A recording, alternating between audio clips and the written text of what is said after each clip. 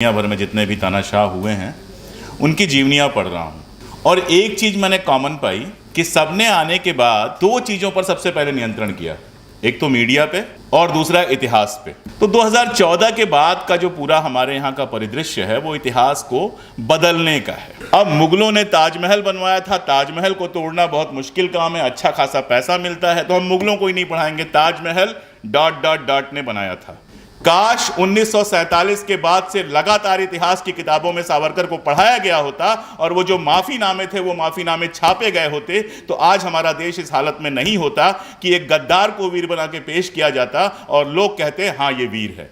उन्हें नहीं मालूम था कि कुछ रंग ऐसे होते हैं जो अपने आजू बाजू किसी और रंग को बर्दाश्त नहीं कर सकते हैं, जो सारे रंगों के ऊपर छा जाना चाहते हैं। विकास तो तब होता जब इस देश में प्राइमरी एजुकेशन इस तरह से अवेलेबल होती कि बाप चाहे कुछ भी करता हो, बाप चाहे चपरासी हो चाहे प्रिंसिपल हो, बाप चाहे सड़क पे काम करता हो, लेकिन हर बच्चे को शानदार प्राइमरी एजुकेशन मिलती तो मैं कहता कि इस देश में विकास हुआ है। उनको कह दिया गया कि गोडसे ने गांधी को मारा तो सही किया, तो उनको कह दिया जाता है कि नहीं सावरकर वीर थे या नेहरू ने यह किया था, वो मान लेते हैं। वो एक बार सोचते ही नहीं हैं कि सारी दुनिया या उनके खुद के पुरखे पागल नहीं थे जिन्होंने सावरकर को नहीं नेहरू को हीरो बनाया था। वो भूल जाते हैं कि जिस नेहरू को मुसलमान साबित वो कर रहे हैं, गोया मुसलमान होना कोई बुरी बात हो। जिन्ना के दादा ने शायद कन्वर्जन किया था और पाकिस्तान उनको कायदे आजम कहता है, और हम हमारे यहाँ के एक प्रधानमंत्री को मुसलमान साबित करके राष्ट्र विरोधी साबित करने पर लगे हुए हैं। ये पाकिस्तान और हम में फर्क आ गया है, शर्म की बात है। 2014 के बाद का भारत और उसमें इतिहास। मैं इन दिनों दुनिया भर के तानाशाहों की जीवनियाँ पढ़ रहा हूँ। दुनिया भर में जितने भी तानाशाह हुए हैं उनकी जीवनियाँ पढ़ रहा हूँ और एक चीज़ मैंने कॉमन पाई कि सबने आने के बाद दो चीज़ों पर सबसे पहले नियंत्रण किया। एक तो मीडिया पे और दूसरा इतिहास पे। अब इतिहास से डर किसको लगता है? इतिहास से डर किसको लगता है? सिर्फ उसको लगता है जिसके इतिहास में ऐसी चीज़ें होती हैं जो उसे शर्मिंदा कर सकती हैं। मसलन मान लीजिए आपके दादाजी 1942 में जेल गए थे, तो आप क्या करेंगे? अगर उनकी कोई तस्वीर होगी तो उसको ड्राइंग रूम में लगाएंगे, हर आने जाने वाले को बताएंगे कि मैं एक ऐसे बंदे का होता हूँ जो 1942 में जेल गया था। लेकिन मान लीजिए कि 1942 में आपके दादाजी ने गवाहियाँ दी हों ऐसी जिसकी वजह से बहुत सारे लोग जेल चले गए हों, तो आप क्या करेंगे? आप या तो उनके बारे में बात नहीं करेंगे या उनके बारे में झूठ बोलेंगे। तो 2014 के बाद का जो पूरा हमारे यहाँ का परिदृश्य है वो इतिहास को बदलने का है। अब एक सवाल उठता है कि भाई हर चीज़ बदलती है, दुनिया रोज़ बदलती है, तो इतिहास को भी बदलना चाहिए। लेकिन इतिहास बदलता कैसे है? एक किताब कोई अशोक कुमार पांडे लिखता है, उसको कुछ लोग पढ़ते हैं और उनमें से किसी एक बंदे को लगता है कि ये अशोक कुमार पांडे ने यहाँ गड़बड़ी कर दी है, ये वाली चीज़ छूट गई है। वो आगे बढ़ता है, एक नई किताब लिखता है और बताता है कि अशोक पांडे की किताब में ये फला फला कमियां थी, इनको मैंने दूर की है और ये नहीं होना चाहिए था, ऐसे एनालिसिस गलत थी, इसकी जगह पर ये एनालिसिस होगी।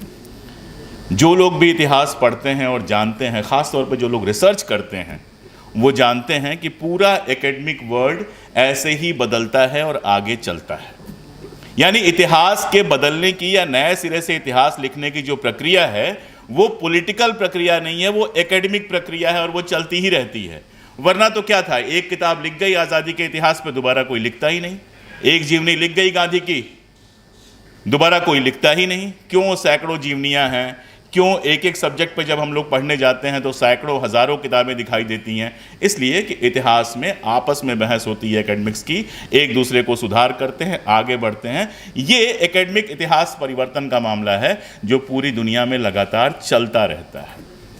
लेकिन हमारे यहाँ जो हुआ है वो अलग है। हमारे यहाँ ये हुआ है कि भाई इतिहास ये बताता है कि हमारे पुरखे ने गद्दारी की थी, तो गद्दारी वाला चैप्टर हम नहीं पढ़ाएंगे। अब मुगलों ने ताजमहल बनवाया था, ताजमहल को तोड़ना बहुत मुश्किल काम है, अच्छा खासा पैसा मिलता है, तो हम मुगलों को ही नहीं पढ़ाएंगे, ताजमहल ... ने बनाया था। या ताजमहल शाहजहां ने बनाया था, शाहजहां कौन था ... या फिर हम क्या करेंगे, कोर्स की किताब से गांधी का एक हिस्सा निकाल देंगे, सावरकर का हिस्सा जोड़ देंगे। मैं तो कहता हूं कि कांग्रेस की सबसे बड़ी गलती है कि उसको सावरकर को पढ़ाना चाहिए था। ये शराफत जो थी कि यार गद्दारी की कहानी क्या सुनाए, 4 लाइन लिख के छोड़ दिया गया किताबों में, मैं तो इसकी मुखालिफत करता हूं। काश 1947 के बाद से लगातार इतिहास की किताबों में सावरकर को पढ़ाया गया होता और वो जो माफीनामे थे वो माफीनामे छापे गए होते, तो आज हमारा देश इस हालत में नहीं होता कि एक गद्दार को वीर बना के पेश किया जाता और लोग कहते हाँ ये वीर है।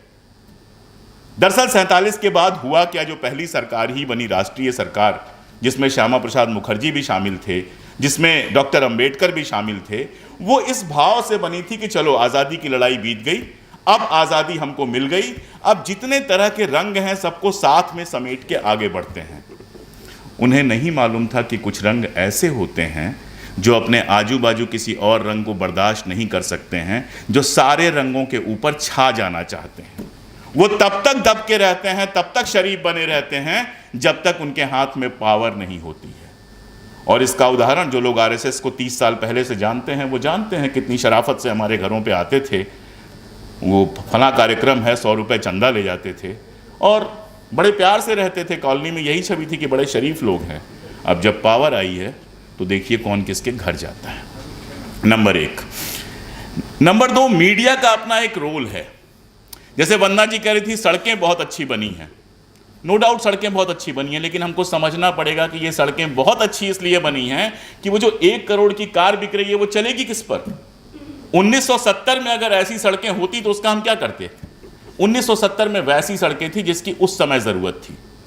1940-45 के बाद 1950 में नेहरू के ज़माने में वैसी सड़कें बनी जिसकी हमें ज़रूरत थी। जो गाँव से शहर को जोड़ने वाला खड़ंजा बना, वो खड़ंजा अगर नहीं होता तो हमारे बाप या उनके साथ के लोग शायद पढ़ भी नहीं पाते। सरकारी स्कूल खुले, सरकारी अस्पताल खुले, जहां मैं पैदा हुआ, जहां हमारी पीढ़ी के पता नहीं कितने लोग पैदा हुए।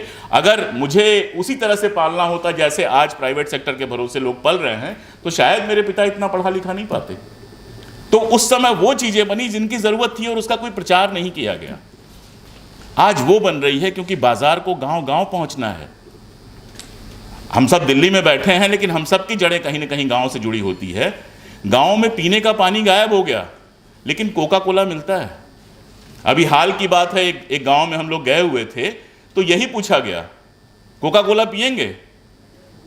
आश्चर्यजनक हूं मैं, आश्चर्यचकित हूं। जहां दूध पूछा जाता था वहां अब कोका कोला पूछा जाता है। नमकीन के पैकेट पहुंच गए, लेकिन भूजा गायब हो गया जो घरों में मुफ्त में होता था।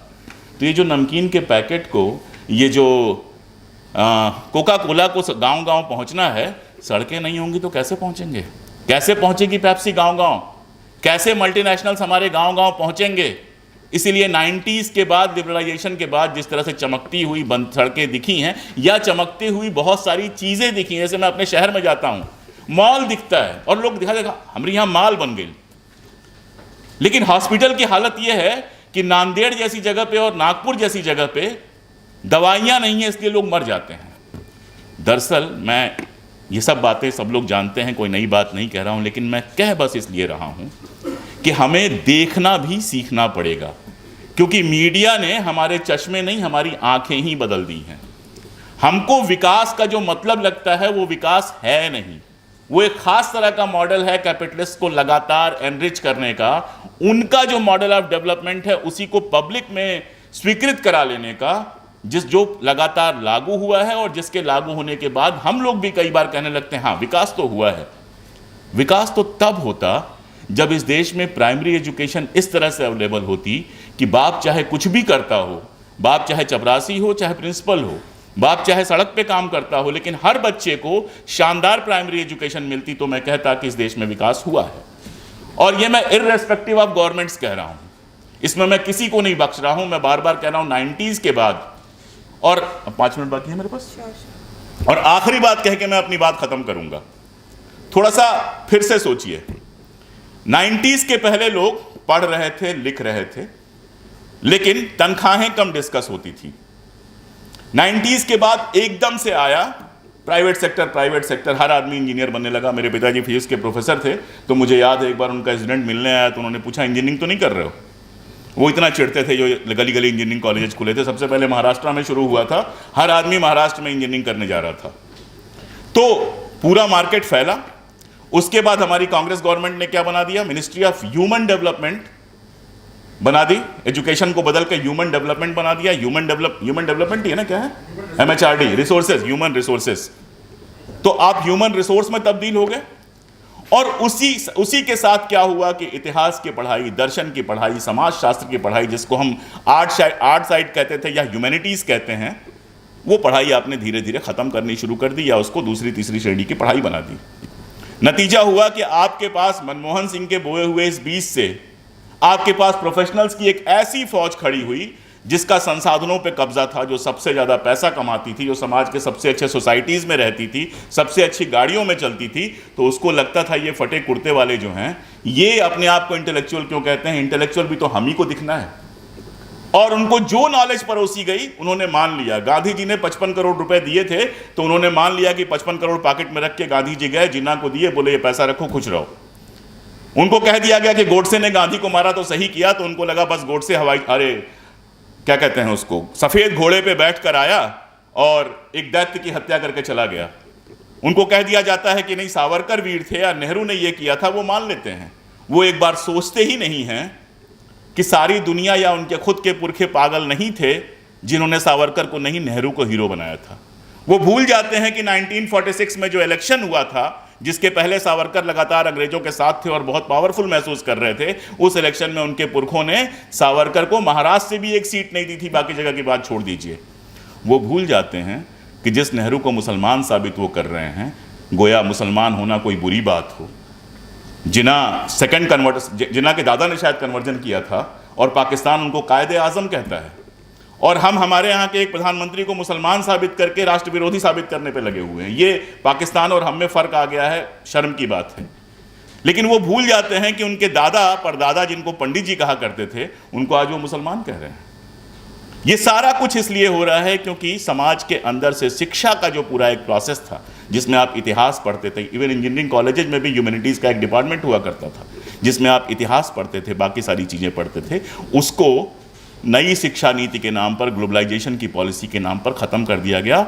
इसीलिए यहाँ मैं अपनी आखिरी लाइन कह के ख़त्म कर रहा हूँ कि आज ठीक है, हमारे सामने एक दैत्य दिखाई दे रहा है, ठीक है, उससे आपको लड़ाई लड़नी है, फांसीवाद का एक पूरा दैत्य आपके सामने दिखाई दे रहा है। लेकिन याद रखिए कि सिर्फ प्रतीकों की लड़ाई नहीं लड़ी जा सकती। आज 2023 में हमारे सामने सरकार बदलने का सवाल है, निश्चित तौर पे है, लेकिन लॉन्ग टर्म में सिर्फ सरकार बदलने से काम चलने वाला नहीं है। मैं बहुत क्लियरली इस बात को कह रहा हूं कि एक बार पूरी तरह से हमको, मैं ठीक है इतिहास लिखने लगा मैं, लेकिन बेसिकली मैं अर्थशास्त्र का विद्यार्थी हूं, जो पुराने लोग हैं जानते हैं, एक बार हमको डेवलपमेंट के इस पूरे मॉडल को चैलेंज करना पड़ेगा। एक बार ये सवाल पूछना पड़ेगा कि ये डेवलपमेंट का पूरा मॉडल जो है क्या आगे नए राक्षस पैदा नहीं करेगा।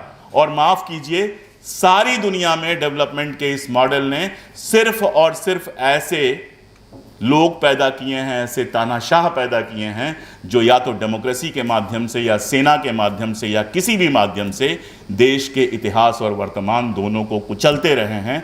बिना वर्तमान को बचाए इतिहास को नहीं बचाया जा सकता। बहुत शुक्रिया।